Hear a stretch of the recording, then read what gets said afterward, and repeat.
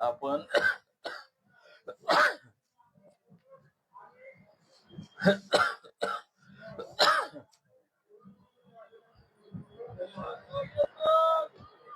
खरं म्हणजे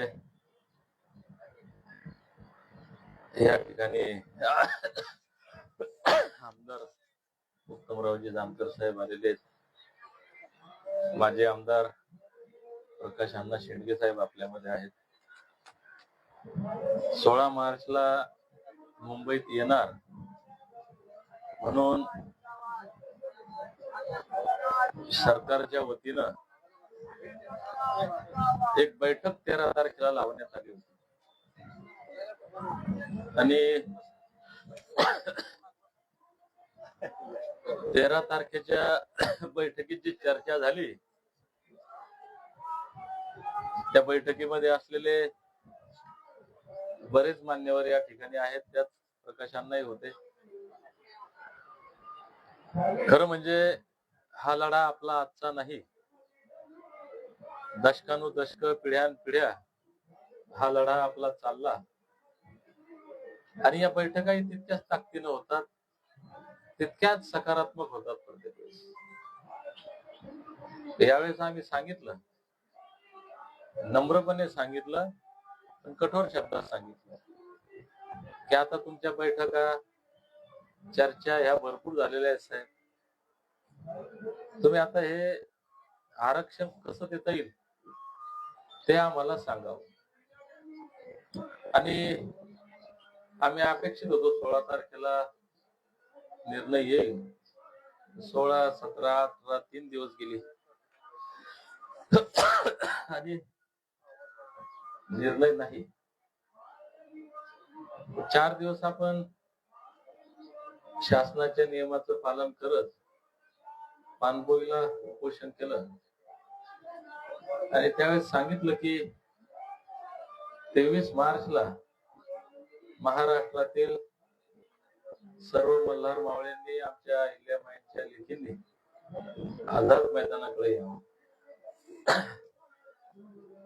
आले जे खरंच समाजाप्रती प्रामाणिक आहेत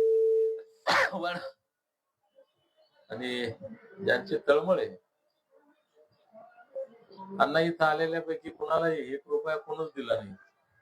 हे सगळे स्वतः पैसे करून, वेळ खर्च करून या ठिकाणी आले. तुमचं अभिनंदन करावं, आभार मानावं तितके कमीच आहे. दुर्दैवानं जी भीती सरकारला होती आणि ज्या भीतीपोटी बैठक लावली होती, ती भीती जर 16 तारखेला कायम राहिली असती तर 16 तारखेला काही ना काही निकाल निर्णय आला असता. त्या दिवशी धनगर परीक्षेत फडणवीस साहेबांच्या फेल झाले, आम्ही पास झालो. आम्हाला जानकर साहेब त्या दिवशी बरेच लोक मला बोलले की दीपकराव, लोक नाहीत 3 दिवस इथं बसले, प्रकृती अगोदरच खराब होती. कारण उपोषण करण्याची ना शारीरिक स्थिती ना मानसिक स्थिती, पण लोक न आल्यामुळे निर्णय घ्यावा लागला. म्हटलं हे 2 दिवस लग्न सराई आहे, काम आहेत, पाऊस आला, गारपीट झाली, येतील. पाडवा होता. या सगळ्यांचा विरोध पत्करून मी निर्णय घेतला की एकतर इथून आता या आरक्षणाच्या बाबतीत काही निर्णय होईल किंवा माझे डेड बॉडी या मुंबईच्या बाहेर जाईल. तर किती दिवस करायचं अन्याय. माझंच 3रं उपोषण, तुम्ही साक्षीला आहे, तुम्हीच पत्र आणलं ना आपण त्यावेळेस उपोषण सोडलं. सगळे इथं उपोषण करते. मी काय मोठा आहे किंवा पहिला आहे असं नाही. माझ्या अगोदर कित्येक लोकांनी आंदोलन केले, लढाई चालली, संपली पाहिजे ना, थांबली पाहिजे. लोक बिचारे वेड्या आशेने येतात, स्वतःचे काम धंदे सोडून वेळ खर्च करतात, पैसा खर्च करतात. हे किती वर्ष चालायचं. हे थांबलं पाहिजे म्हणून आम्हाला असं वाटलं की समाज आता येईल ताकदीनं. आता तो समाजच आहे, त्याला दोष देता येत नाही. पण फडणवीस साहेब पास झाले, तर समाज मात्र आज नापास झाला, हे अत्यंत खेदानं या ठिकाणी सांगावंसं वाटतं. तर आजही जर ताकदीनं समाज आला असता, अरे जे फडणवीस साहेब तुमचं आंदोलन होण्या अगोदर बैठक घेतात आणि आंदोलन होऊन 8 दिवस झाले उपोषण सुरू आहे, माझी तब्येत काल खालावली तरी भीती नाही राहिली, हे समाज नापास झाला. मी तर पास झालो, मी अजूनही ठाम आहे. मी जालन्याच्या 16 दिवसातही ठाम होतो, कुणाच्याही कसल्याही प्रकारच्या आमिषाला बळी पडलो नाही, आत्ताही पडलो नाही. लोकांनी काय आरोप करायचे, ठीक आहे, लोक आता कोणाच्या तोंडाला हात लावता येत नाही, कोण काय म्हणतो ज्याच्या त्याच्या बुद्धीचा भाग आहे. आम्ही सातत्यानं वेड्यावानी 6 महिने फिरत होतो, गाव वस्ती वाडी तांडा जाऊन धनगरांना जागा करण्याचा प्रयत्न केला आणि ते 21 जानेवारीचं आंदोलनांना ऐतिहासिक झालं असत म्हणून ते दडपलं सरकार. आणि आपण पाहिलं की गावोगावी चौकात चौकात रस्त्या रस्त्यात नाकाबंदी केली, मुंबईत आल्यावर अटक केलं, तरी आझाद मैदान भरलं. तुम्ही आले होते संध्याकाळी. आणि आता तो फार थोडा वेगळा विषय, चर्चेचा विषय नाही, मी त्यात खोलात जात नाही. पण सरकार घाबरलं होतं म्हणून ते आंदोलन दडपलं, सरकार घाबरलं होतं म्हणून 13ला बैठक बोलवली. तर सरकार ज्या धनगरांना घाबरलं होतं, ती भीती गेली. दुर्दैवानं भावांनो, मी आजही माझ्या वाक्यावर ठाम आहे, कारण लोकांना उत्तर काय देऊ. जालन्यात उपोषण सोडलं, तब्येत खराब झाली होती, उपोषण सोडलं. पंढरपूरला उपोषण सोडलं, मुख्यमंत्र्यांनी सांगितलं होतं 15 दिवसात GR काढतो. आता उपोषण सोडायचं नाही. आता तुम्ही तुमचा संयम, तुमचं मौन, तुमची जी समाजानं गहाण ठेवलेली आहे बुद्धी या भाजप पुढं, ती सोडली पाहिजे. ती जर माझ्या मरणानं सुटत असेल तर मी शेवटच्या श्वासापर्यंत आता इथून हलणार नाही, हा माझा ठाम निर्णय. का घाबरत नाही सरकार, का घाबरत नाही फडणवीस साहेब? त्यांना माहितीये की हे धनगर काहीही केलं तरी मतदान आम्हालाच करतात, आणि जर तुम्ही मतदान त्यांनाच करणार असाल तर कितीही बोंबला ना. आज दीपक बोराडे एक नाही असे 100 जरी मेले, काय फरक पडणार आहे त्यांना? म्हणून चूक आपली भावांना तुम्ही मान्य करा की नका करू, दोष आपल्या. आता मला असं वाटतं या क्षणाला फडणवीस साहेबांना दोष देण्यात पॉइंट नाही. किती वाजले आता? 6 वाजले. कालपर्यंत आम्ही शासनाचे नियम पाळले, परवानगी दिली तर आम्ही पानपोईला जात होतो. आता अजून परवानगी आली नाही, परवानगी येईल का नाही मला माहित नाही. आता परवानगी आली तरी आम्ही इथंच बसून मारणार, आणि परवानगी नाही आली तरी आम्ही इथंच बसून मारणार. माझा निर्णय झालेला आहे.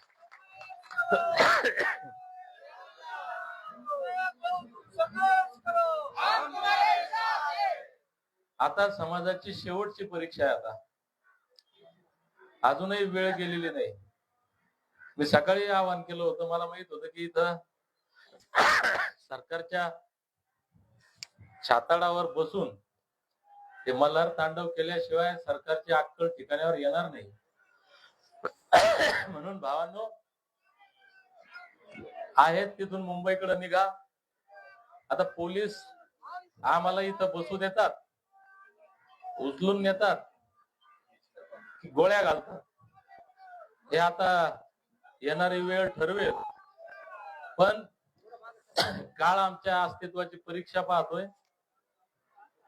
हे जर उपोषण आम्ही स्थगित केलं तर उद्या तुमच्यातले जाता काही प्रचार करायला तयार आहेत, त्याच्यात मी आता बोलणारच नाही. जाऊ दे. या ठिकाणी